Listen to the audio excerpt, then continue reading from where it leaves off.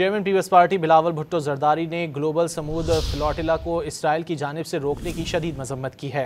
बिलावल भुट्टो जरदारी ने कहा कि फ्लोटिला पर हमला इंसानियत पर हमला है, खाना और दवा कोई ख़तरा नहीं। इसराइल ने फ्लोटिला को रोक कर डॉक्टरों और रज़ाकारों को हिरासत में ले लिया।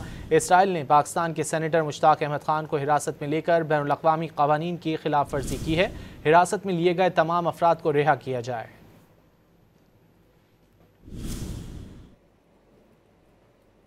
Chairman peoples party Bilawal Bhutto Zardari ने ग्लोबल समूद फ्लोटिला को इसराइल की जानिब से रोकने की शदीद मजम्मत की है।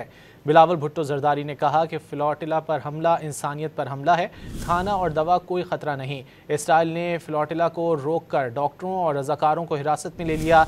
इसराइल ने पाकिस्तान के सेनेटर मुश्ताक अहमद खान को हिरासत में लेकर बैनुल अक़वामी क़वानीन की खिलाफ वर्जी की है। हिरासत में लिए गए तमाम अफराद को रिहा किया जाए।